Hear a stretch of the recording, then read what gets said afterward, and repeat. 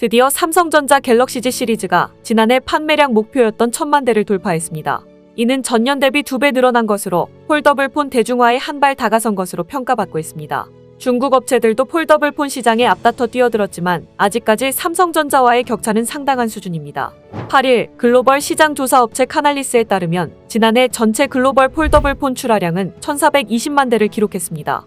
이 중 삼성전자는 1200만 대에 가까운 출하량을 기록하며 전 세계 80% 이상의 점유율을 유지했습니다. 공급량 1000만 대를 뛰어넘은 것은 삼성전자에게 의미 있는 수치입니다.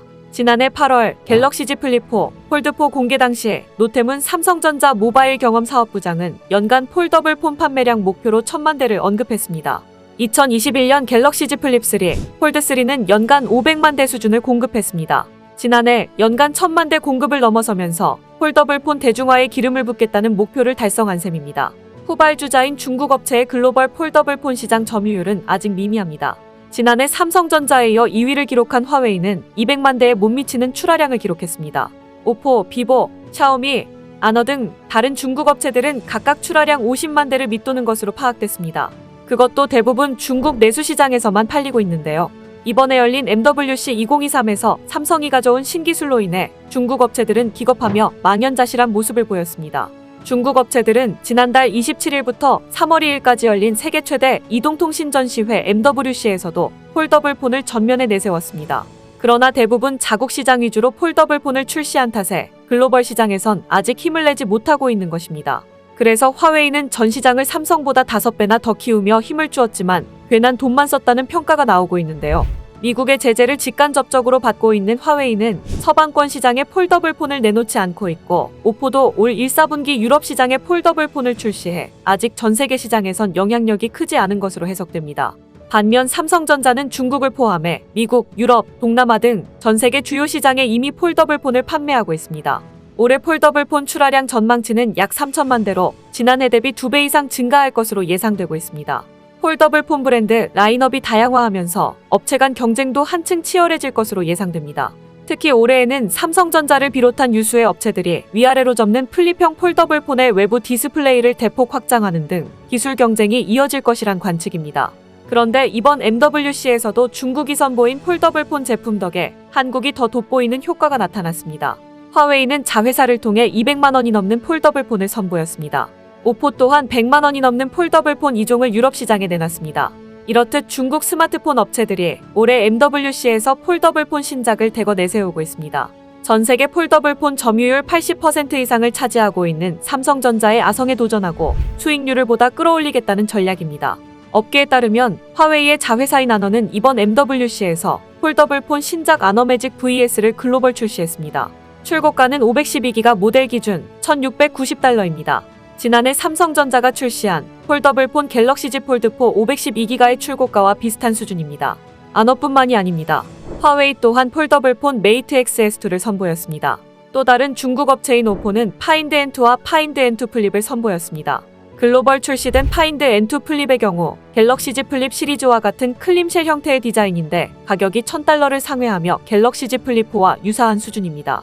하지만 중국이 기를 쓰고 폴더블폰을 만들었지만 삼성 제품을 따라 만든 짝퉁 수준밖에 되지 않는다는 평가가 나오고 있는데요. 특히 샤오미 믹스 폴드2는 화면 분할 등 애플리케이션 사용성마저 삼성 기기를 베낀 듯한 인상을 줬습니다.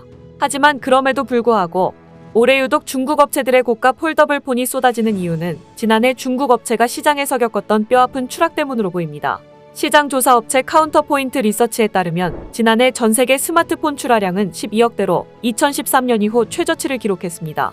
삼성전자도 전반적인 시장 악화의 영향을 피하지 못했지만 폴더블폰 부문이 꾸준히 성장하면서 안드로이드 생태계의 프리미엄화를 이끌고 있다는 평가를 받았습니다. 하지만 중국 업체들은 저가폰을 공략하다 작년에 큰 낭패를 봤으며 이제야 프리미엄폰으로 집중하고 있는 것입니다. 올해에도 전 세계적인 경기 불황이 이어지는 가운데 제품당 평균 단가가 높은 스마트폰의 경쟁력이 입증된 셈입니다. 이를 의식한 듯 중국 업체들 또한 이번 MWC를 계기로 비교적 중국 스마트폰에 개방적이었던 유럽 시장에서부터 프리미엄폰 체질 개선을 모색하려는 것으로 분석됩니다. 그러나 아이러니하게도 삼성전자는 아직 여유 있는 모습입니다. 오히려 중국 제조사들의 이런 움직임을 반기고 있습니다. 최원준 삼성전자 MX 사업부 개발실장은 MWC 2023 간담회에서 중국 업체와 애플의 폴더블폰 제품군 진입과 관련해 환영한다면서 갤럭시 Z5뿐 아니라 내년, 내후년에도 삼성전자가 폴더블폰 대세화에 가장 큰 기여를 하는 핵심 회사가 될 수 있도록 잘 준비하겠다고 말했습니다. 이렇게 말한 이유는 삼성 이외의 중국 등 다른 업체들이 폴더블폰 시장에 적극 뛰어들어 홍보해줘야 폴더블폰 시장이 더 커질 수 있고 삼성 제품을 더 돋보이게 해주며 한국이 더 큰 시장을 장악할 수 있다는 뜻입니다. 자신들이 개척한 신시장의 후속주자들이 따라오면서 우리 방향이 옳았다는 자신감을 드러내는 것으로 보입니다. 그리고 최대 경쟁자인 애플까지도 폴더블폰 개발을 시사하면서 삼성전자의 자신감에 무게를 실어주고 있습니다. 애플이 2025년 폴더블 아이폰을 출시할 것이라는 관측을 두고도 애플도 진출한다면 폴더블폰의 가치에 대해 인정하게 되는 것이라며 자신을 표했습니다. 이 같은 삼성전자의 자신감은 폴더블폰 시장이 더 커지고 경쟁이 격화되는 것이 향후 사업 전략과 부합한다는 분석 때문으로 보입니다. 삼성전자 또한 지난해 말 글로벌 전략회의에서 MX 사업부의 추진 방향으로 프리미엄폰 생태계 확장을 통한 브랜드 가치 향상을 논의한 것으로 알려졌습니다. 이 같은 프리미엄폰 확장의 선봉장으로 낙점된 것이 폴더블폰인 Z 시리즈입니다. 노태문 삼성전자 MX 사업부장은 지난해 갤럭시 Z 폴드 플립 4를 공개한 이후 2025년까지 삼성 갤럭시 플래그십 제품 판매량의 50% 이상을 폴더블 제품이 차지하도록 하겠다는 포부를 밝힌 바 있습니다. 폴더블폰을 모바일 사업의 중심으로 삼은 삼성전자로서는 중국 업체나 애플의 참전으로 시장 규모 자체가 커지는 것을 반길 수밖에 없습니다. 그간 중국 업체들은 가성비와 박리담회를 주요 전략으로 삼아 스마트폰 시장에서 입지를 다져왔습니다. 폴더블폰과 같은 프리미엄폰 시장에서 제대로 된 경쟁을 펼치기 위해서는 오랜 시간 고착되어온 저품질 딱지를 떼어내는 것이 시급할 것으로 전망됩니다. 하지만 그럴 수 없을 것으로 보이는데요. 삼성은 이번 MWC에서 또 한 번 초격차를 보여주었습니다. 삼성이 화면을 2번 접었다 펼 수 있는 멀티 폴더블 디스플레이를 공개한 것입니다. 4년 전 세계 최초로 폴더블폰을 출시한 삼성이 중국 업체들에 따라하기에 나서자 한 번 더 접는 기술로 독보적인 지위를 지키겠다는 모습을 보여줬습니다. 삼성 디스플레이는 이번 MWC 2023 행사장에 2번 접었다 펼 수 있는 멀티 폴더블폰 시제품을 전시했습니다. 접었을 때 크기가 작아서 주머니에 쏙 넣어뒀다가 업무 시간이 되면 펼쳐서 태블릿 PC처럼 크게 쓸 수 있는 방식입니다. 접는 방식은 2가지입니다. 플렉스 S는 안과 밖으로 2번 접은 뒤 위에서 관찰하면 S자 모양으로 보였습니다. 플렉스 G는 왼쪽과 오른쪽 디스플레이 일부를 안쪽으로 한 번씩 총 2번 접으면 같은 위치에서 봤을 때 G자처럼 보였습니다. 한 번 더 접는 탓에 접힌 상태가 기존 폴더블폰보다 두꺼웠습니다. 하지만 활짝 펼치면 최대 12.4인치까지 커져 문서 작업이나 동영상 감상에 적격이었습니다. 삼성 디스플레이는 화면을 확장할 수 있는 슬라이더블 플렉스 솔로도 공개했습니다. 숨겨둔 오른쪽 화면을 당기자 스르륵 나오면서 디스플레이 크기도 커졌습니다.